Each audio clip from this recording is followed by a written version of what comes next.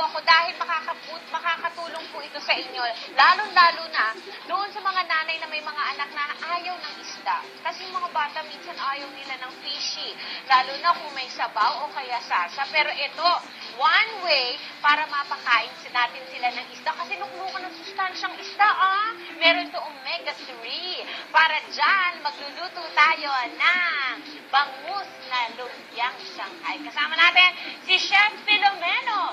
Mula naman po sa, mamaya, tanungin natin si Filomeno. Filomeno! Wala nakalagay dito. Taga saan ka nga, Filomeno? Yung family ko po. Oo.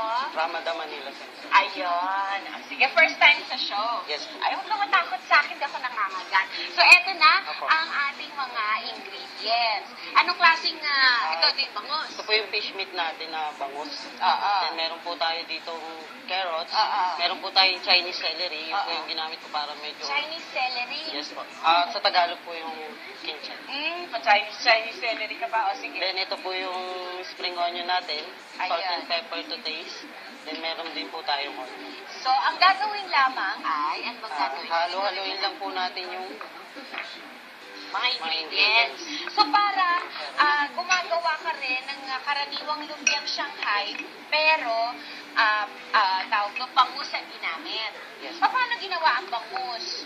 So yung bangus po, sinirfry ko muna siya before ko siya hinimay. Pinrito mo konti? Yes po. Okay. Tapos hinimay-imay. Tapos, syempre, tatanggalin ang tawag ko, tinik.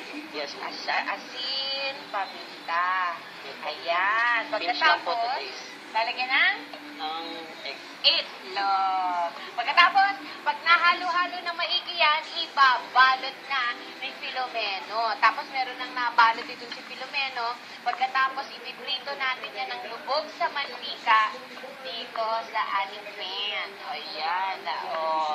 Napakadali lamang, Eh, murang-mura naman yan, Filomeno. Yes po, affordable po talaga siya ma'am kasi isda siya ma'am.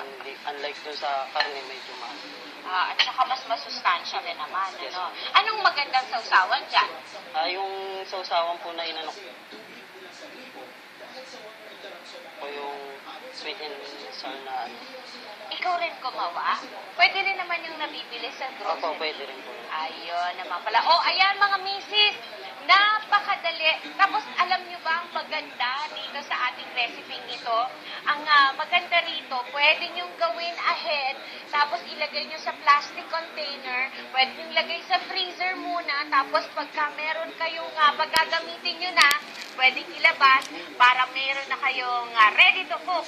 Lumpiang Shanghai na bangus. Maraming salamat sa iyo, Filomeno. Gusto mo, saan ba makikita ng Ramada? Sa Ongpin Corner, Quintin Paredes, Binondo po. Talaga? Near at Binondo Church. Meron